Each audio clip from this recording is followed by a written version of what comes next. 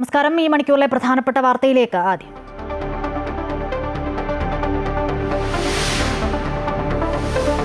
പരസ്പര വിശ്വാസത്തോടെ India China ബന്ധം ശക്തമാക്കാൻ മോദി ഷീ ജിൻപിങ് ചർച്ചയിൽ തീരുമാനം. അതിർത്തിയിൽ സമാധാന അന്തരീക്ഷം നിലനിർത്താനായെന്ന് വിലയിരുത്തൽ. വാണിജ്യരംഗത്തെ നിയന്ത്രണങ്ങൾ ഘട്ടം ഘട്ടമായി കുറയ്ക്കാൻ ധാരണ. ഇരു രാജ്യങ്ങൾക്കുമിടയിൽ വിമാന സർവീസുകൾ തുടങ്ങും. മോദി ഷീ ജിൻപിങ് കൂടിക്കാഴ്ച നീണ്ടത് 55 മിനിറ്റ്.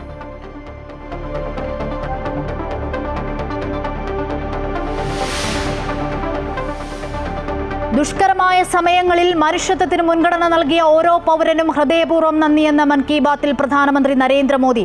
പ്രളയക്കെടുതിയിൽ മരിച്ചവരുടെ ആശ്രിതർക്കൊപ്പമെന്നും മോദി. ആഘോഷങ്ങളിൽ സ്വദേശി ഉൽപ്പന്നങ്ങൾ ഉപയോഗിക്കുമെന്ന് അഭിമാനത്തോടെ പറയാൻ കഴിയണമെന്നും ആത്മനിർഭർ ഭാരതിലൂടെ വലിയ നേട്ടങ്ങൾ കൈവരിക്കാനാകുമെന്നും പ്രധാനമന്ത്രി.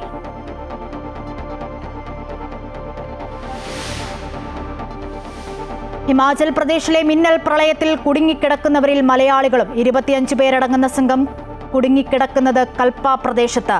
കനത്ത മഴയിലും മണ്ണിടിച്ചിലിലും റോഡുകൾ തകർന്നു. ഉത്തരാഖണ്ഡിലും ജമ്മു കശ്മീരിലുമുണ്ടായ മിന്നൽ പ്രളയത്തിൽ മരണം 16ആയി.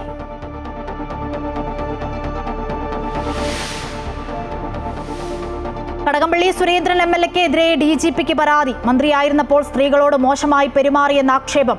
പരാതി നൽകിയത് പൊതുപ്രവർത്തകൻ M. മുനീർ. രാഹുൽ മാങ്കൂട്ടത്തിനെതിരായ ലൈംഗികാരോപണ കേസിൽ ക്രൈംബ്രാഞ്ച് അന്വേഷണ സംഘം നാളെ മുതൽ മൊഴി രേഖപ്പെടുത്തും. ചൈനയുമായി പരസ്പര വിശ്വാസത്തോടെ മുന്നോട്ടു പോകുമെന്ന് പ്രധാനമന്ത്രി നരേന്ദ്രമോദി. ഇന്ത്യ ചൈന അതിർത്തിയിൽ സമാധാന അന്തരീക്ഷം നിലനിർത്താനായെന്ന് വിലയിരുത്തൽ. ഇന്ത്യ ചൈന വിമാന സർവീസുകൾ തുടങ്ങും. 55 മിനിറ്റാണ് മോദി ഷീ ജിൻപിങ് നിർണായക കൂടിക്കാഴ്ച നീണ്ടത്. അതേസമയം മോദി ഷീ കൂടിക്കാഴ്ചയിൽ വിമർശനവുമായി കോൺഗ്രസും രംഗത്ത് വന്നു. ഉറ്റുനോക്കിയ കൂടിക്കാഴ്ചയാണ് ലോകരാഷ്ട്രങ്ങൾ ഉറ്റുനോക്കിയ കൂടിക്കാഴ്ചയാണ് ചൈനയിലെ ടിയാൻജിനിൽ നടന്നത്. വീണ്ടും മോദിയെ കാണാനായതിൽ സന്തോഷമെന്നാണ് ഷീ ജിൻപിങ് തന്റെ പ്രസംഗത്തിൽ പറഞ്ഞു തുടങ്ങിയത്. ഇന്ത്യയും ചൈനയും നല്ല അയൽക്കാരായി മുന്നോട്ടു പോകണമെന്നും സമാധാനത്തിനായി ഒന്നിച്ചു നീങ്ങാമെന്നും 55 മിനിറ്റ് നീണ്ടുനിന്ന കൂടിക്കാഴ്ചയിൽ ചൈനീസ് പ്രസിഡന്റ് പറഞ്ഞു. ചൈനയുമായി പരസ്പര വിശ്വാസത്തോടെ മുന്നോട്ടു പോകുമെന്ന് പ്രധാനമന്ത്രി നരേന്ദ്രമോദിയും പറഞ്ഞു. ഇരു രാജ്യങ്ങളും തമ്മിലുള്ള ബന്ധം നന്നായി മുന്നോട്ട് കൊണ്ടുപോകുമെന്നും മാനവരാശിയുടെ ആകെ പുരോഗതിക്ക് ചൈന ഇന്ത്യ ബന്ധം അനിവാര്യമാണെന്നും മോദി കൂട്ടിച്ചേർത്തു.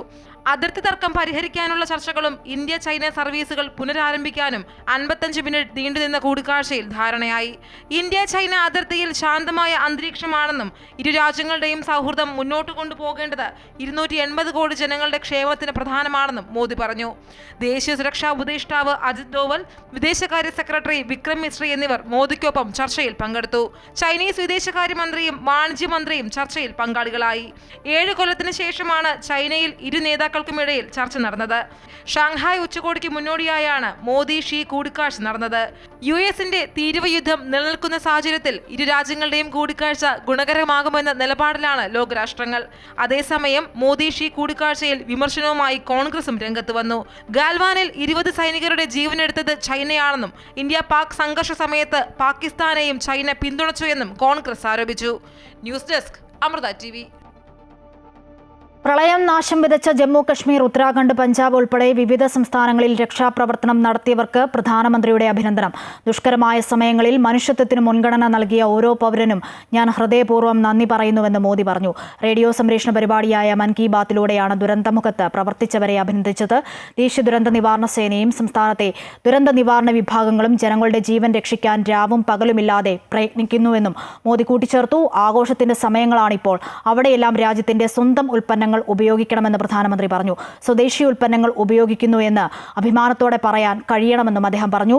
ആത്മനിർഭർ ഭാരതത്തിലൂടെ മുന്നോട്ടു പോയാൽ വലിയ ലക്ഷ്യം കൈവരിക്കാനാകുമെന്നും പ്രധാനമന്ത്രി കൂട്ടിച്ചേർത്തു. जहां भी संकट आया वहां के लोगों को बचाने के लिए हमारे NDRF, SDRF के जवान, अन्य सुरक्षा बल, हर कोई दिन रात जुटे रहे. जवानों ने तकनीक का सहारा भी लिया है. थर्मल कैमरे, लाइव डिटेक्टर, स्नीफर डॉग्स और ड्रोन सर्विलेंस ऐसे अनेक आधुनिक संसाधनों के सहारे राहत कार्य में तेजी लाने की भरपूर कोशिश की गई. इस दौरान हेलीकॉप्टर से राहत सामग्री पहुंचाई गई, घायलों को एयरलिफ्ट किया गया. आपदा की घड़ी में सेना मददगार बनकर सामने आई। स्थानीय लोग, सामाजिक कार्यकर्ता, डॉक्टर, प्रशासन, संकट की इस घड़ी में सभी ने हर संभव प्रयास किया।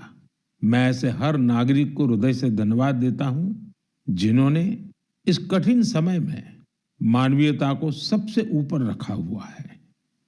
मेरे प्यारे देशवासियों, बाढ़ और बारिश की इस तबाही के बीच जम्मू कश्मीर ने 2 बहुत खास उपलब्धियां भी हासिल की हैं। ഉത്തരാഖണ്ഡിലും ജമ്മു കശ്മീരിലുമുണ്ടായ മിന്നൽ പ്രളയത്തിൽ കാണാതായവർക്ക് വേണ്ടിയുള്ള തിരച്ചിൽ തുടരുന്നു. 2 സംസ്ഥാനത്തുമായി 16 പേർക്കാണ് ഇതുവരെ ജീവൻ നഷ്ടമായത്. അതേസമയം ഹിമാചൽ പ്രദേശിലെ മിന്നൽ പ്രളയത്തിൽ കുടുങ്ങിക്കിടക്കുന്നവരിൽ മലയാളികളുമുണ്ട്. 25 പേരടങ്ങുന്ന സംഘമാണ് കൽപ്പ പ്രദേശത്ത് കുടുങ്ങിക്കിടക്കുന്നത്. സ്പിറ്റിയിൽ നിന്നും കൽപ്പയിലേക്ക് എത്തിയ സംഘമാണ് ഷിംലയിലെത്താനാകാതെ 2 ദിവസമായി ഇവിടെ കുടുങ്ങിക്കിടക്കുന്നത്. കനത്ത മഴയും മണ്ണിടിച്ചിലും മൂലം റോഡ് മാർഗം യാത്ര സാധ്യമല്ല. രാഹുൽ മാങ്കൂട്ടത്തിനെതിരായ ലൈംഗികാരോപണ കേസിൽ ക്രൈംബ്രാഞ്ച് അന്വേഷണ സംഘം നാളെ മുതൽ മൊഴി രേഖപ്പെടുത്തും. സംഭവത്തിൽ പരാതി നൽകിയവർ ഉൾപ്പെടെ 10 പേരുടെ മൊഴിയാണ് രേഖപ്പെടുത്തുക. അതേസമയം ഗർഭചിത്രത്തിന് രാഹുൽ നിർബന്ധിച്ചതായി പറയപ്പെടുന്ന പെൺകുട്ടി ഇതുവരെയും പരാതിയുമായി പോലീസിനെ സമീപിച്ചിട്ടില്ല. ഫോൺ വഴിയും ഓൺലൈൻ വഴിയും രാഹുൽ മാങ്കൂട്ടത്തിൽ MLA-ക്കെതിരെ ഉയർന്നു വന്ന ആരോപണങ്ങളിൽ നാളെ മുതൽ മൊഴികൾ രേഖപ്പെടുത്താനാണ് ക്രൈംബ്രാഞ്ച് അന്വേഷണ സംഘത്തിന്റെ തീരുമാനം. ഇതുവരെ DGPക്ക് 8ഓളം പരാതികളാണ് രാഹുൽ മാങ്കൂട്ടത്തിനെതിരെ ലഭിച്ചത്. ഇതിൽ 10 പേരുടെ മൊഴികൾ രേഖപ്പെടുത്താനാണ് അന്വേഷണ സംഘം തയ്യാറെടുക്കുന്നത്. പോലീസ് സ്റ്റേഷനിലേക്ക് നേരിട്ട് ലഭിച്ച പരാതികൾ കുറവാണ്. കൂടുതലും ഇമെയിൽ വഴിയാണ് പരാതികൾ ലഭിച്ചിട്ടുള്ളത്. DYSP ഷാജിയുടെ നേതൃത്വത്തിലുള്ള ക്രൈംബ്രാഞ്ചിന്റെ പ്രത്യേക സംഘമാണ് അന്വേഷണം നടത്തുന്നത്. ഫോൺ സംഭാഷണങ്ങളുടെ ആധികാരികത അടക്കം പരിശോധിക്കുന്നതിന്റെ ഭാഗമായി സൈബർ സംഘവും അന്വേഷണ സംഘത്തിന്റെ ഭാഗമായുണ്ട്. ഇമെയിൽ വഴി പരാതി നൽകിയവരെ നേരിട്ട് വിളിച്ചു വരുത്തി പരാതി എഴുതി വാങ്ങുവാനാണ് തീരുമാനം. ആവശ്യമെങ്കിൽ രാഹുൽ മാങ്കൂട്ടത്തിലിനെ അടക്കം വിളിച്ചു വരുത്തി മൊഴി രേഖപ്പെടുത്തും. അതേസമയം ഫോൺ സംഭാഷണത്തിലുള്ള പെൺകുട്ടിയും മറ്റ് ആരോപണം ഉന്നയിച്ചവരും പരാതിയുമായി രംഗത്തേക്കെത്താത്തത് പോലീസിനെ വലയ്ക്കുകയാണ്. ഇവരെ സമീപിക്കുവാനും അന്വേഷണ സംഘം തീരുമാനിച്ചിട്ടുണ്ട്. അതിനിടെ രാഹുൽ മാങ്കൂട്ടം നിയമസഭയിലേക്ക് എത്തുമോ എന്ന കാര്യത്തിലും ചർച്ചകൾ തുടരുന്നു. നിയമസഭയിലെ ഒരു അംഗമെന്ന നിലയിൽ സഭയിലേക്ക് എത്തുക എന്നത് രാഹുൽ മാങ്കൂട്ടത്തിലിന്റെ അവകാശമാണെന്ന് KPCC മുൻ അധ്യക്ഷൻ MM ഹസൻ പറഞ്ഞു. പാർട്ടി ആവശ്യപ്പെടുന്നതിന് മുമ്പ് തന്നെ രാഹുൽ മാങ്കൂട്ടത്തിലിന്റെ രാജി ആവശ്യപ്പെട്ട് വനിതാ നേതാക്കൾ രംഗത്തെത്തിയത് തെറ്റാണെന്നും അദ്ദേഹം വ്യക്തമാക്കി. ഒരു മെമ്പറുടെ അവകാശമാണ് നിയമസഭ അറ്റൻഡ് ചെയ്യുക, നിയമസഭയിൽ പങ്കെടുക്കുക. അത് പാർട്ടി അതിന് പ്രത്യേക നിർദ്ദേശമൊന്നും കൊടുത്തിട്ടില്ല. അതങ്ങനെ പാർട്ടിയുടെ പ്രാഥമിക അംഗത്വത്തിൽ നിന്ന് പുറത്താക്കിയ ആളിന് ഞങ്ങൾ സംരക്ഷണം കൊടുക്കുമോ എന്ന ചോദ്യം തന്നെ അപ്രസക്തമാണ്. അത് അവർക്കൊക്കെ സ്വതന്ത്രമായ അഭിപ്രായം പറയാം. പക്ഷേ പാർട്ടിയാണ് അന്തിമമായി തീരുമാനിക്കുന്നത്. പാർട്ടി തീരുമാനം വരുന്നതിന് മുമ്പ് അങ്ങനെയുള്ള ആളുകൾ പ്രതികരിക്കുന്നത് തെറ്റാണ്. അമൃത ന്യൂസ്, തിരുവനന്തപുരം.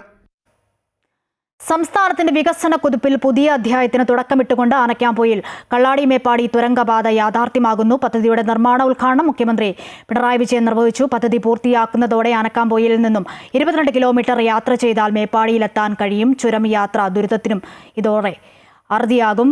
വയനാട് തുരങ്കപാത പദ്ധതി മലബാറിന്റെ വാണിജ്യ വ്യവസായ ടൂറിസം മേഖലകൾക്ക് കുതിപ്പ് നൽകുമെന്ന് മുഖ്യമന്ത്രി പറഞ്ഞു. പല എതിർപ്പുകളും മറികടന്നാണ് വികസന പദ്ധതികൾ സർക്കാർ നടപ്പിലാക്കുന്നതെന്നും അദ്ദേഹം വ്യക്തമാക്കി. നേട്ടം അതുണ്ടാക്കുകയാണ്. ഇതെല്ലാം വ്യക്തമാക്കുന്നത് നമ്മുടെ നാടിന് ഇതുപോലുള്ള എല്ലാ കാര്യങ്ങളും നേടാൻ കഴിയുന്നു എന്നുള്ളതാണ്. അതിൻ്റെ തുടർച്ചയാണ് ഈ തുരങ്കപാതയും. ഇത്തരം നേട്ടങ്ങൾ നമ്മൾ കയ്യെത്തിപ്പിടിച്ചത് എളുപ്പത്തിലായിരുന്നില്ല. ഒരുപാട് പരിമിതികൾ, ഒരുപാട് വൈതരണികൾ, ഒരുപാട് എതിർപ്പുകൾ, അങ്ങനെ പലതിനെയും മറികടന്നാണ് ഇത്രയും ബൃഹത്തായ അടിസ്ഥാന സൗകര്യങ്ങൾ സാധ്യമാക്കാൻ നമുക്കായത്. അടിക്കടിയുണ്ടായ പ്രകൃതി ദുരന്തങ്ങൾ, സാമ്പത്തിക പരിമിതികൾ, ഇന്ത്യ ഗവൺമെന്റ് സൃഷ്ടിച്ച സാമ്പത്തിക പ്രശ്നങ്ങൾ, സ്ഥാപിത താല്പര്യത്തോടെയുള്ള ചിലരുടെ ഇടപെടലുകൾ, അങ്ങനെ എത്ര പ്രതിബന്ധങ്ങൾ നമ്മുടെ പദ്ധതികളുടെ മുന്നിൽ വന്നു ചേർന്നു. പക്ഷേ വിവരങ്ങൾ ലക്ഷ്മി നൽകും. ലക്ഷ്മി, ഈ താമരശ്ശേരി ചുരം അവിടുത്തെ ഗതാഗത കുരുക്കിനൊരു അറുതിയാകുമോ? ഇന്നിപ്പോൾ ഇത് ഉദ്ഘാടനം ചെയ്തുകൊണ്ട് മുഖ്യമന്ത്രി എന്തൊക്കെ കാര്യങ്ങളാണ് പറഞ്ഞത്? ഈ ഒരു തുരങ്കപാത വരുന്നതോടെ തന്നെ താമരശ്ശേരിയിലെ ഈ ചുരത്തിലെ ബ്ലോക്കിന് വലിയ അറുതി വരുമെന്നാണ് മുഖ്യമന്ത്രി പിണറായി വിജയൻ അതുപോലെ തന്നെ ലിൻഡോ ജോസഫ് അടക്കമുള്ള ആളുകൾ പറയുന്നത്. അവർ പ്രധാനമായും പറയുന്നത് ഈ ഒരു തുരങ്കപാത വരുന്നതിലൂടെ മലബാറിലെ വ്യാപാര വാണിജ്യ ടൂറിസം മേഖലകൾക്ക് അതൊരു പുതിയ ഒരു ഉണർവ് നൽകും. അതുപോലെ തന്നെ കൂടുതൽ കാര്യങ്ങൾ, അതായത് താമരശ്ശേരി ചുരമായി ബ്ലോക്കുമായി ബന്ധപ്പെട്ട കാര്യങ്ങൾക്ക് അറുതി വരും എന്നടക്കമുള്ള കാര്യങ്ങൾ ചൂണ്ടിക്കാണിച്ചുകൊണ്ടാണ് ഇന്ന് മുഖ്യമന്ത്രി അടക്കം പ്രസംഗിച്ചത്. അദ്ദേഹം പ്രധാനമായും പറയുന്നത് അതായത് ഈ ഒരു പദ്ധതി മുന്നോട്ട് വെച്ചപ്പോൾ തന്നെ പലരും ഈ പദ്ധതി നടപ്പിലാകില്ല എന്ന് തുടങ്ങിയ കാര്യങ്ങളെല്ലാം പറഞ്ഞിരുന്നു. എന്നാൽ ഈ പദ്ധതി ഞങ്ങൾ നടപ്പിലാക്കുക തന്നെ ചെയ്യും എന്നാണ് മുഖ്യമന്ത്രി ഇന്ന് ഇതിന്റെ ഉദ്ഘാടന വേളയിൽ പറഞ്ഞത്. അദ്ദേഹം പ്രധാനമായും പറയുന്നത് വയനാട് ജനതയുടെ ദീർഘകാലത്തെ സ്വപ്നമായിരുന്നു ഈ പദ്ധതി. അതുകൊണ്ട് തന്നെയാണ് ഈ ഒരു പദ്ധതി നടപ്പിലാക്കാൻ. അതിന് മാത്രം ഞങ്ങൾ പല രീതിയിൽ പല പ്രശ്നങ്ങളും വന്നിരുന്നു. എന്നാൽ ഈ ഒരു വയനാട് ജനതയ്ക്ക് കൂടെ വേണ്ടിയാണ് ഞങ്ങൾ ഈ ഒരു പദ്ധതി നടപ്പിലാക്കുന്നത് എന്നടക്കമുള്ള കാര്യങ്ങൾ മുഖ്യമന്ത്രി ഇന്നത്തെ ഉദ്ഘാടന പ്രസംഗത്തിൽ പറഞ്ഞിട്ടുണ്ട്. അതുപോലെ തന്നെ ഒരിക്കലും നടക്കില്ല എന്ന് ഭൂരിഭാഗം ആളുകളും കരുതിയ പദ്ധതികളാണ് നമ്മൾ നടപ്പിലാക്കുന്നത്. ഇനി അങ്ങോട്ടും ഇതുപോലെ തന്നെ വികസന പദ്ധതികൾ നമ്മൾ നടപ്പിലാക്കും എന്നും അദ്ദേഹം പറയുന്നുണ്ട്. ഏതായാലും ഈ വരുന്ന തുരങ്കപാത എന്ന് പറയുന്നത് ഇന്ത്യയിലെ ഏറ്റവും ദൈർഘ്യമേറിയ മൂന്നാമത്തെ തുരങ്കപാതയാണ്. എന്നാൽ കേരളത്തിലെ ദൈർഘ്യമേറിയ 1ാമത്തെ തുരങ്കപാതയാണിത്. ഈ ഒരു തുരങ്കപാതയുടെ നിർമ്മാണം തന്നെ അത്രത്തോളം, അതായത് 33 ഹെക്ടർ ഭൂമിയിലാണ് ഈ ഒരു തുരങ്കപാത വരുന്നത്. അതുകൊണ്ട് തന്നെ കുറച്ചുകൂടെ സേഫ് ആയിട്ടുള്ള രീതിയിലാണ് ഈ തുരങ്കപാത നിർമ്മിക്കുന്നത്. കാരണം നമ്മൾ താമരശ്ശേരി ചുരമെല്ലാം കണ്ടതാണ്. കുറച്ച് ദിവസങ്ങൾക്ക് മുൻപ് അവിടെ മണ്ണിടിച്ചിലും കല്ലുമടക്കം ഇളകി വരുന്ന സാഹചര്യം ഉണ്ടായിരുന്നു. എന്നാൽ ഈ ഒരു തുരങ്കപാത ഇതൊന്നും ബാധിക്കാത്ത രീതിയിൽ പ്രകൃതിയോട് ഇണങ്ങി നിൽക്കുന്ന രീതിയിലാണ് ഈ ഒരു തുരങ്കപാത വരുന്നത്. അതുകൊണ്ട് തന്നെ ഇത്തരത്തിലുള്ള ഒരു പ്രശ്നങ്ങൾ, പ്രകൃതി ദുരന്തങ്ങൾ ഈ ഒരു തുരങ്കപാതയെ ബാധിക്കില്ല എന്നതടക്കമുള്ള കാര്യങ്ങൾ ഇവരെല്ലാം പറഞ്ഞു വെക്കുന്നുണ്ട്. അതുകൊണ്ട് തന്നെ താമരശ്ശേരി ചുരത്തിനെ അപേക്ഷിച്ച് നോക്കുമ്പോൾ കുറച്ചുകൂടെ സേഫ് ആയിട്ടുള്ള രീതിയിൽ നമുക്ക് പോകാൻ കഴിയും. അതുപോലെ തന്നെ നമ്മൾ അതായത് താമരശ്ശേരി ചുരം വഴി പോകുമ്പോൾ കുറച്ചുകൂടെ കൂടുതൽ സമയം നമുക്ക് അതിനുവേണ്ടി ചെലവഴിക്കേണ്ടി വരുന്നുണ്ട്. എന്നാൽ ഈ തുരങ്കപാത വരുന്നതോടുകൂടി 22 കിലോമീറ്ററോളം കുറച്ച് മാത്രമേ, അതായത് അത്രയും ദൂരം നമുക്ക് ഈ ഒരു തുരങ്കപാതയിലൂടെ യാത്ര ചെയ്താൽ സമയം കുറവ് മതി എന്ന അടക്കമുള്ള കാര്യങ്ങൾ അദ്ദേഹം പറയുന്നുണ്ട്. ഏതായാലും 8.73 കിലോമീറ്റർ ദൈർഘ്യമുള്ള 4 വരി തുരങ്കപാതയാണ് അവർ നിർമ്മിക്കുന്നത്. 2 ഘട്ടങ്ങളിലായിട്ടാണ് ഈ ഒരു തുരങ്കപാത നിർമ്മിക്കുക. ഏതായാലും ഒരു 4 വർഷത്തിനുള്ളിൽ ഈ ഒരു തുരങ്കപാതയുടെ നിർമ്മാണം പൂർത്തിയാക്കാൻ കഴിയുമെന്നാണ് ആ ഒരു പ്രതീക്ഷയിൽ തന്നെയാണ് സർക്കാർ ഉള്ളത്. ഏതായാലും ഇത് സർക്കാരിന്റെ ഒരു പൊൻതൂവലാണ്. ഏതായാലും ഈ താമരശ്ശേരി ചുരത്തിന്റെ ഒഴിവാക്കിയിട്ട് വയനാട്ടിലേക്ക് എത്താനുള്ള ഒരു എളുപ്പവഴി കൂടിയാണ് ഈ ഒരു തുരങ്കപാത എന്ന് പറയുന്നത്. 2134 കോടി രൂപ ചെലവഴിച്ചുകൊണ്ടാണ് ഈ ഒരു തുരങ്കപാത നിർമ്മിക്കാനുള്ള പ്രവർത്തനങ്ങൾ ആരംഭിക്കുക. ഏതായാലും അതിന്റെ തറക്കല്ലിടൽ നിർവഹിച്ചിരിക്കുകയാണ്. മുഖ്യമന്ത്രി അടക്കം, അതായത് മുഹമ്മദ് റിയാസ് അടക്കം പരിപാടിയിൽ പങ്കെടുത്തിരുന്നു. അദ്ദേഹം എല്ലാം പറയുന്നത് ഇതൊരു സർക്കാരിന്റെ വിജയം കൂടിയാണ്. വയനാട് ജനതയ്ക്കും അതുപോലെ തന്നെ കോഴിക്കോടിന്റെയും മലബാറിന്റെയും മലയോര മേഖലയിലുള്ള ആളുകൾക്ക് കൂടി ഉപകാരപ്രദമാകുന്ന ഒരു തുരങ്കപാതയാണ് വരാൻ പോകുന്നതെന്ന് അടക്കമുള്ള കാര്യങ്ങൾ അവർ പറഞ്ഞു വെക്കുന്നുണ്ട്. ഏതായാലും മേപ്പാടിയിലേക്ക് 2.3 കിലോമീറ്ററിന്റെയും സുൽത്താൻ ബത്തേരിയിലേക്ക് 1 കിലോമീറ്ററിന്റെ കുറവ് ഇതിലൂടെ യാത്ര ചെയ്യുന്നതിലൂടെ വരുന്നുണ്ട്. അതേസമയം കൽപ്പറ്റയിലേക്ക് അടക്കം 7 കിലോമീറ്ററും മാനന്തവാടിയിലേക്ക് 12 കിലോമീറ്ററും അധികം സഞ്ചരിക്കേണ്ടി വരുന്നുണ്ട്. ഏതായാലും ഈ ഒരു താമരശ്ശേരി ചുരം വഴിയുള്ള ഒരു ഗതാഗത കുരുക്ക് അല്ലെങ്കിൽ അതിലൂടെയുള്ള കൂടുതൽ ദൂരം യാത്ര ചെയ്യേണ്ടി വരുന്ന സാഹചര്യം ഈ ഒരു തുരങ്കപാത വരുന്നതിലൂടെ ഇല്ലാതാകും. അതുപോലെ തന്നെ വാണിജ്യ മേഖലകൾക്ക്, അതായത് നമുക്കറിയാം താമരശ്ശേരി ചുരം വഴി കൂടുതലായിട്ടും ലോഡ് ഏറ്റിയിട്ടുള്ള ലോറികൾ അടക്കമാണ് പോകുന്നത്. അതുകൊണ്ട് തന്നെയാണ് അവിടെ കൂടുതലായിട്ടും ഒരു ട്രാഫിക് അല്ലെങ്കിൽ ഒരു ഗതാഗത കുരുക്ക് നേരിടാനുള്ള പ്രധാനപ്പെട്ട കാരണം. അപ്പോൾ ഈ ഒരു തുരങ്കപാത വരുന്നതിലൂടെ ഇതിനെല്ലാം പരിഹാരം ഉണ്ടാകുമെന്നാണ് മുഖ്യമന്ത്രി അടക്കം പറഞ്ഞു വെക്കുന്നത്. ശരി, വിവരങ്ങളാണ് ലക്ഷ്മി നൽകിയത്.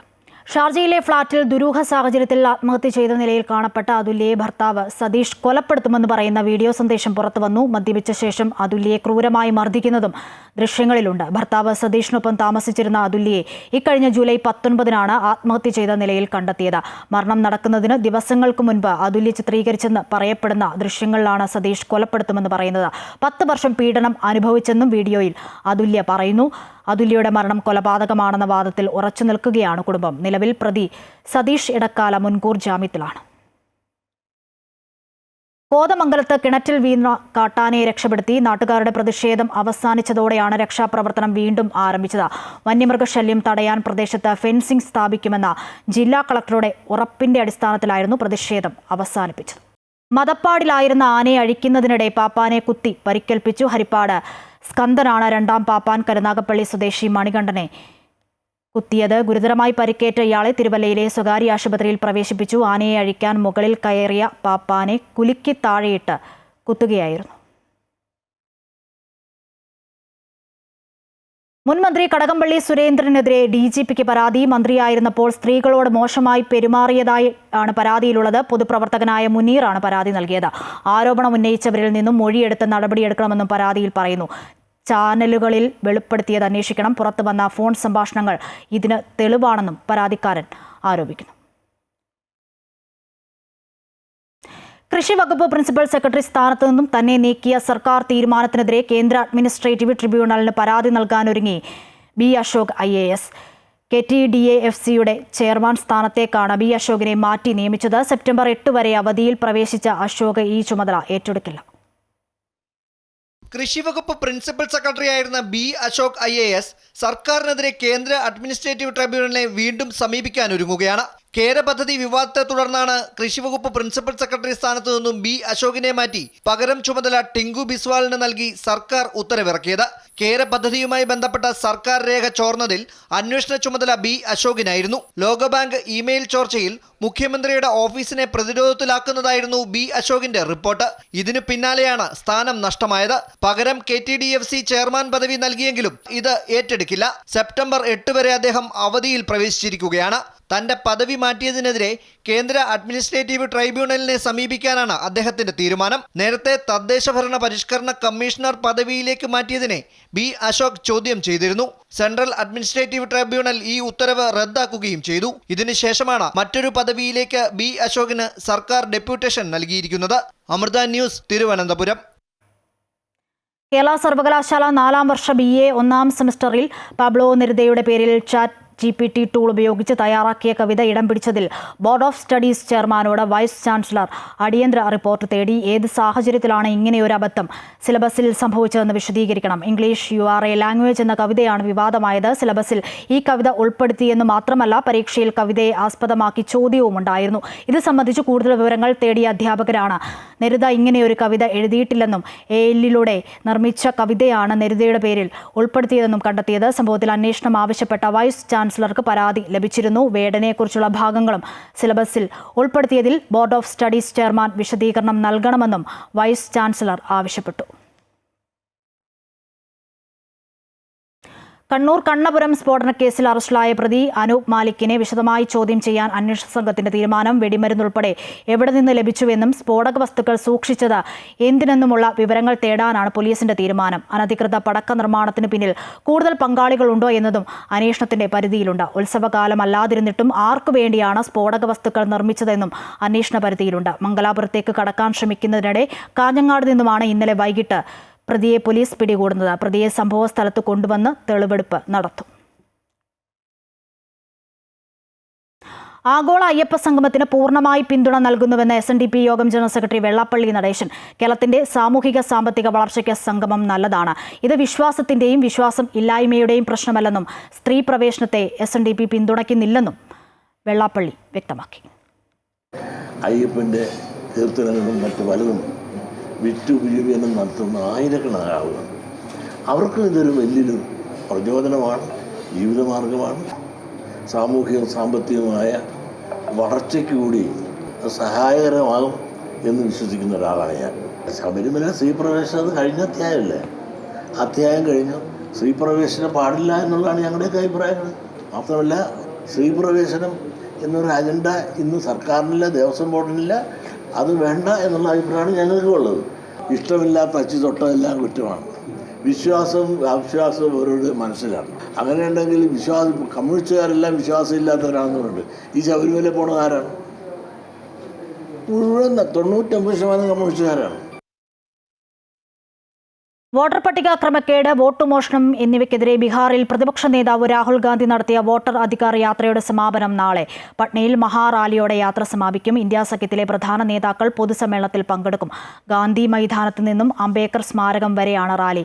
ഓഗസ്റ്റ് 17 ആരംഭിച്ച യാത്ര 111 നിയമസഭാ മണ്ഡലങ്ങളിലൂടെ സഞ്ചരിച്ചാണ് അവസാനിക്കുന്നത്. യാത്ര തുടക്കം മാത്രമാണെന്നും രാജ്യവ്യാപകമായി വോട്ട് മോഷണത്തിനെതിരെ ശക്തമായ പ്രതിഷേധമുയർത്തുമെന്നും രാഹുൽ ഗാന്ധി വ്യക്തമാക്കി. ബീഹാറിലെ യാത്രയിൽ MK സ്റ്റാലിൻ, സിദ്ധരാമയ്യ തുടങ്ങി വിവിധ സംസ്ഥാനങ്ങളിലെ മന്ത്രിമാർ, അഖിലേഷ് യാദവ്, തേജസ്വി യാദവ് തുടങ്ങിയ പ്രധാനപ്പെട്ട നേതാക്കളും പങ്കെടുത്തു. ഇന്ത്യ സഖ്യത്തിന്റെ ഭാഗമല്ല എങ്കിലും സമാപന സമ്മേളനത്തിൽ തൃണമൂൽ കോൺഗ്രസ് പങ്കെടുക്കും. 2026 UDF അധികാരത്തിൽ വരുമെന്ന് മുതിർന്ന കോൺഗ്രസ് നേതാവ് AK ആന്റണി. UDF അധികാരത്തിന്റെ തൊട്ടടുത്ത് എത്തിക്കഴിഞ്ഞു. ദേശീയ തലത്തിൽ രാഹുൽ ഗാന്ധിയുടെ ജനസമ്മതി മുകളിലേക്ക് ഉയരുകയാണ്. മോദിയുടേത് ഓഹരി വിപണി പോലെ താഴോട്ടാണെന്നും AK ആന്റണി പറഞ്ഞു. ദേശീയതലത്തിൽ രാഹുൽ ഗാന്ധിയുടെ ജനസമ്മതി ഓരോ ദിവസം കഴിയും തോറും മുകളിലേക്ക് കുതിച്ചു പായുന്നു. രാജ്യം ഭരിക്കുന്ന പ്രധാനമന്ത്രിയുടെ ജനസമ്മതി ഓരോ ദിവസം കഴിയുന്നതോടും ഓഹരി മാർക്കറ്റിൽ ഓഹരിയുടെ വില ഇടിയുന്നത് പോലെ താഴോട്ട് വന്നിരുന്നു. കേരളത്തിൽ UDF അധികാരത്തിന്റെ തൊട്ടടുത്തെത്തിയിരിക്കുന്നു. ഇതാണ് സ്ഥിതി. കൊല്ലം കരുനാഗപ്പള്ളി ചുറ്റുമലയിൽ നിന്നും 54 ഗ്രാം MDMAയുമായി യുവാവ് പിടിയിൽ. പുതിയകാവ് സ്വദേശി മുഹമ്മദ് റാഫിയാണ് പിടിയിലായത്. രഹസ്യവിവരത്തിന്റെ അടിസ്ഥാനത്തിലാണ് പോലീസ് നടത്തിയ പരിശോധനയിൽ ഇന്ന് പുലർച്ചെ റാഫിയെ പിടികൂടിയത്. കരുനാഗപ്പള്ളി പോലീസും ഡാൻസാഫും പ്രതിയെ പിടികൂടി. പ്രദേശത്ത് മൊബൈൽ കട നടത്തുകയാണ് മുഹമ്മദ് റാഫി. കൊച്ചി സീപോർട്ട് എയർപോർട്ട് റോഡിൽ വാഹനാപകടത്തിൽ യുവാവ് മരിച്ചു. പൂജാരി വളവിന് സമീപം രാവിലെ 7:50ഓടെയാണ് അപകടമുണ്ടായത്. കളമശ്ശേരിയിൽ നിന്നും കാക്കനാട് ഭാഗത്തേക്ക് പോകുകയായിരുന്ന ടാങ്കർ ലോറിക്ക് പിന്നിൽ ഇടിച്ച് ഇരുചക്രവാഹനം മറിയുകയും പിന്നാലെ എത്തിയ ലോറി ഇരുചക്രവാഹനത്തിലുള്ള യുവാവിന്റെ ശരീരത്തിൽ കയറിയിറങ്ങുകയായിരുന്നു. ബസ്സിൽ കുഴഞ്ഞു വീണ് യാത്രക്കാരി മരിച്ചു. അന്തിക്കാട് കുറ്റിമാവ് സ്വദേശി ലീനയാണ് മരിച്ചത്. കുഴഞ്ഞു വീണ ഉടനെ ലീനയെ ബസ് ജീവനക്കാർ ആശുപത്രിയിലെത്തിച്ചുവെങ്കിലും ജീവൻ രക്ഷിക്കാനായില്ല. കുറ്റിമാവിൽ നിന്നും ബസ്സിൽ കയറിയ ലീന അന്തിക്കാട് അൽ സെന്ററിൽ എത്തിയപ്പോഴാണ് അസ്വസ്ഥത പ്രകടിപ്പിച്ചത്. ബസ് കണ്ടക്ടർ ഉടനെ തന്നെ ഇവർക്ക് വെള്ളം നൽകുകയും തൊട്ടടുത്തുള്ള സ്വകാര്യ ആശുപത്രിയിൽ എത്തിക്കുകയും ചെയ്തു. ഇന്ന് രാവിലെയായിരുന്നു സംഭവം. ദേശീയപാതയിൽ തിരുവനന്തപുരം കഴക്കൂട്ടത്തുണ്ടായ അപകടത്തിൽ ഒരു മരണം. ബാലരാമപുരം സ്വദേശി ഷിബിനാണ് മരിച്ചത്. ഒരു യുവതിയടക്കം 2 പേരുടെ നില ഗുരുതരമാണ്. അമിത വേഗത്തിലായിരുന്ന ധാർ ജീപ്പ് നിയന്ത്രണം വിട്ട് കഴക്കൂട്ടം എലിവേറ്റഡ് ഹൈവേയിലെ തൂണിൽ ഇടിച്ചായിരുന്നു അപകടം. രാത്രി 12 മണിയോടെയാണ് സംഭവം. റേസിംഗിനിടയിലാണ് അപകടമെന്നാണ് പോലീസിന്റെ സംശയം. ഈ സംഘത്തിൽ മറ്റു വാഹനങ്ങൾ ഉണ്ടായിരുന്നതായി വാഹനയാത്രക്കാർ പറഞ്ഞതായി നാട്ടുകാർ പറയുന്നു. ഓടിക്കൂടിയ നാട്ടുകാരും പോലീസും ചേർന്നാണ് രക്ഷാപ്രവർത്തനം നടത്തിയത്.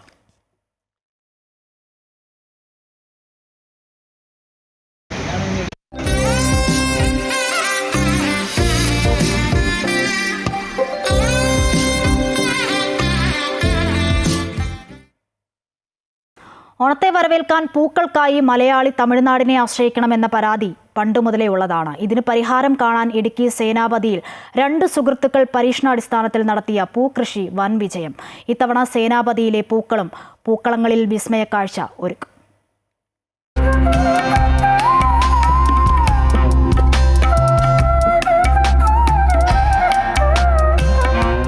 കൃഷിക്ക് പേരുകേട്ട ഗ്രാമമാണ് ഇടുക്കിയിലെ സേനാപതി. ആ കാർഷിക പെരുമ പൂക്കൃഷിയിലേക്ക് കൂടി വ്യാപിപ്പിക്കുകയാണ് സുഹൃത്തുക്കളായ സിന്ധു കണ്ണനും ജിലു ബിജുവും. ഇരുവരും ഒന്നിച്ച് 1/2 ഏക്കറോളം സ്ഥലം പാട്ടത്തിനെടുത്താണ് പൂക്കൃഷി നടത്തിയത്. ബന്ദി, വാടാമുല്ല, ജമന്തി തുടങ്ങിയ ഇനങ്ങളിൽപ്പെട്ട പൂക്കൾ വിരിഞ്ഞ പാടം ഓണത്തെ വരവേൽക്കാൻ ഒരുങ്ങിക്കഴിഞ്ഞു.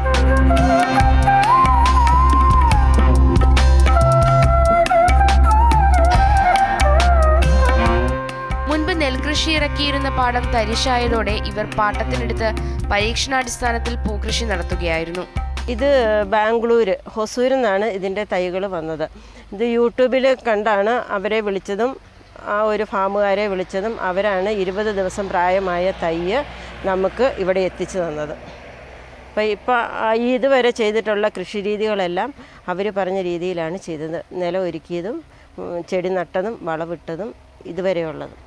ഓണത്തോടനുബന്ധിച്ച് വിവിധ സ്ഥാപനങ്ങളുടെയും ക്ലബ്ബുകളുടെയും ആഭിമുഖ്യത്തിൽ നടക്കുന്ന പൂക്കള മത്സരത്തിനായി നിരവധി പേർ പൂക്കൾ ബുക്ക് ചെയ്തിട്ടുണ്ട്. ബാംഗ്ലൂരിൽ നിന്നാണ് ഹൈബ്രിഡ് തൈകൾ എത്തിച്ചത്. ജൂണിൽ കൃഷി ഇറക്കി. വിവിധ ഇനങ്ങളിൽപ്പെട്ട 4000 തൈകളാണ് നട്ട് പരിപാലിച്ചത്. ഈ പൂപ്പാടം കാണാൻ നിരവധി സഞ്ചാരികളും എത്തുന്നുണ്ട്. പൂന്തോട്ടത്തിൽ നിന്ന് സെൽഫിയും ഫോട്ടോയും എടുക്കാനുള്ള സൗകര്യവും ഒരുക്കിയിട്ടുണ്ട്. അമൃത ന്യൂസ്, ഇടുക്കി. തിരുവോണനാളിൽ പത്മനാഭസ്വാമിക്ക് സമ്മാനമായി സമർപ്പിക്കാനുള്ള ഓണവില്ലിന്റെ നിർമ്മാണത്തിലാണ് കരമന മേലാറന്നൂർ വിളയിൽ വീട്ടിൽ കുടുംബാംഗങ്ങൾ. മഹാവിഷ്ണുവിന്റെ ദശാവതാരങ്ങളും കഥകളും ചിത്രരൂപത്തിൽ തടിയിൽ വ്രതശുദ്ധിയോടെ വരച്ചെടുത്താണ് പത്മനാഭസ്വാമിയുടെ തിരുമുമ്പിൽ സമർപ്പിക്കുന്നത്.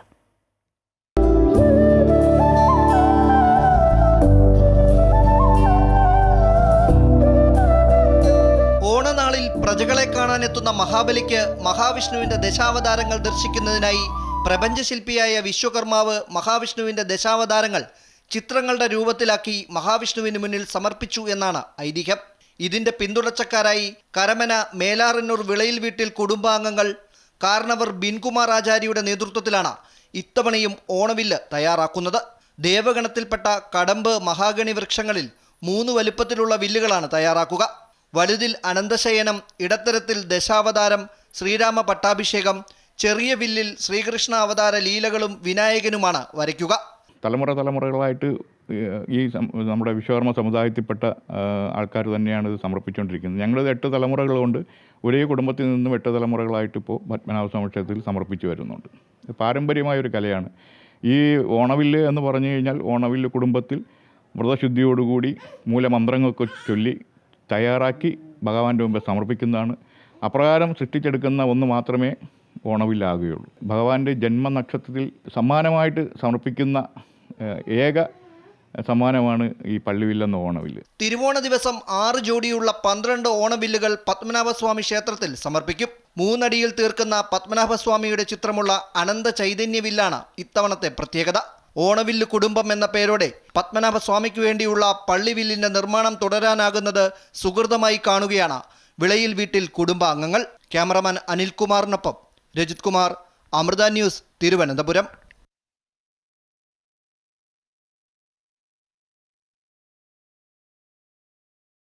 ഒരുമയുടെ ഓണസന്ദേശവും സദ്യയ്ക്കൊപ്പം പായസത്തിന്റെ മധുരവും കുട്ടികളിലേക്ക് പകർന്ന് സംസ്ഥാന ശിശുക്ഷേമ സമിതിയുടെ ഓണാഘോഷം. പായസത്തേക്കാൾ മധുരം കുട്ടികളുടെ ഒപ്പമുള്ള ഓണാഘോഷത്തിനാണെന്ന് ആഘോഷം പരിപാടികൾ ഉദ്ഘാടനം ചെയ്ത് മന്ത്രി വി ശിവൻകുട്ടി പറഞ്ഞു. കുഞ്ഞോണം പൊന്നോണം എന്ന പേരിലാണ് സംസ്ഥാന ശിശുക്ഷേമ സമിതി ഇത്തവണ ഓണാഘോഷ പരിപാടികൾ സംഘടിപ്പിക്കുന്നത്. ആഘോഷ പരിപാടികളുടെ ഉദ്ഘാടനം ചെയ്യാനെത്തിയ മന്ത്രി വി ശിവൻകുട്ടിയെയും ഭാര്യ പാർവതി ദേവിയെയും കുഞ്ഞു മാവേലിമാരും ബാലികമാരും ബാലന്മാരും ചേർന്ന് സ്വീകരിച്ചു. കയ്യിൽ കരുതിയ ഒരു മുറം പച്ചക്കറി മന്ത്രി മാവേലിക്ക് സമ്മാനിച്ചു. തുടർന്ന് നടന്ന ആഘോഷ പരിപാടികൾ മന്ത്രി ഉദ്ഘാടനം ചെയ്തു.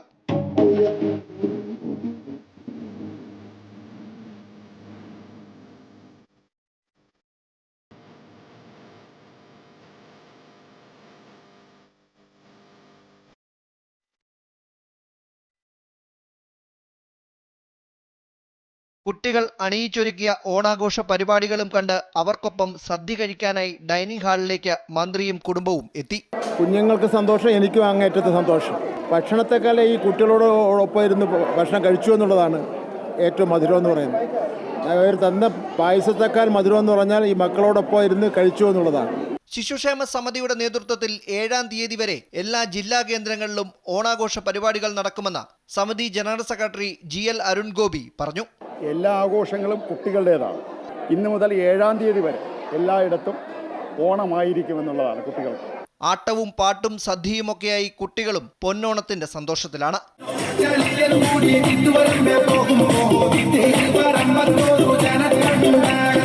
അമൃത ന്യൂസ്, തിരുവനന്തപുരം. പത്തനംതിട്ട നാരങ്ങാനം സ്വദേശികളായ തങ്കമ്മയും ഭർത്താവ് അപ്പുക്കുട്ടനും പതിറ്റാണ്ടുകളായി ദുരിത ജീവിതം നയിക്കുകയാണ്. 90 വയസ്സിനടുത്ത് പ്രായമുള്ള ഇരുവരുടെയും വീട്ടിലേക്ക് കുടിവെള്ളം പോലും എത്തുന്നില്ല. വീടിന് സമീപമുള്ള തോട്ടിൽ നിന്നുമാണ് ആവശ്യമായ വെള്ളം ശേഖരിക്കുന്നത്. അധികാരികൾ ഇടപെട്ട് പരിഹാരം കാണണമെന്നാണ് ഇവരുടെ ആവശ്യം.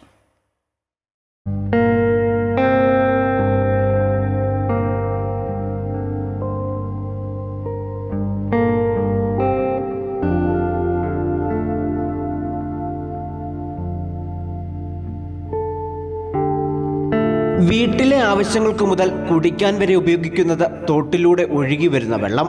മഴ പെയ്താൽ അത് സംഭരിച്ചു വയ്ക്കും. വേനൽക്കാലം എത്തിയാൽ തോട്ടിൽ വെള്ളം പറ്റും. ഇതോടെ ഇവരുടെ കുടിവെള്ളവും മുടങ്ങും. വെള്ളം ഞങ്ങൾ കോരിക്കൊണ്ട് വരുക, കൊച്ചു ബക്കറ്റ് ചിരിച്ച് തോട്ടിലെ വെള്ളം കുടിക്കും. അത് കഴിഞ്ഞിട്ട് പെരപ്പുറത്ത് മഴ പെയ്യുന്ന വെള്ളം ഒലിച്ചു വരുന്ന ഞങ്ങൾ പാത്രം വെച്ച് പിടിച്ച് അരിച്ച അത് കുടിക്കുന്നത്. എലിയൊക്കെ കയറും. എലിയെ രാത്രി എങ്ങനെ ഓടിക്കാൻ പറ്റും? തങ്കമ്മയും ഭർത്താവ് അപ്പുക്കുട്ടനും മാത്രമാണ് വീട്ടിലുള്ളത്. ഇരുവർക്കും 90-നടുത്ത് പ്രായമുണ്ട്. കുടിവെള്ളമില്ല. വീട്ടിലേക്ക് എത്താൻ വഴിയില്ല. ഞങ്ങളുടെ ശോചനീയമായ അവസ്ഥയിലുള്ള ജീവിതമാണ്.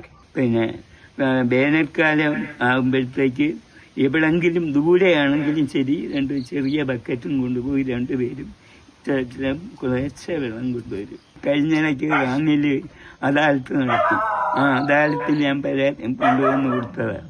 എന്നിട്ടും അവർ പഞ്ചായത്ത് അവർ വിവരം അറിയിക്കുമെന്ന് പറഞ്ഞ് ഒരു വിവരവും ഇതുവരെ ആരും അറിയിച്ചിട്ടില്ല. ഒരു ജലസേചന പദ്ധതികളും ഇവരെ തേടി എത്തിയിട്ടില്ല. ഏതു നിമിഷവും നിലം പൊത്താവുന്ന ചെറിയ വീട്ടിലാണ് ഇവർ താമസിക്കുന്നത്. ഒരു അസുഖമുണ്ടായാൽ പെട്ടെന്ന് ആശുപത്രിയിലേക്ക് പോലും എത്താൻ കഴിയില്ല. ഇവരുടെ ദുരിത ജീവിതം അധികാരികൾ കണ്ട് വെള്ളമെങ്കിലും എത്തിക്കണമെന്നാണ് ആവശ്യം. അമൃത ന്യൂസ്, പത്തനംതിട്ട.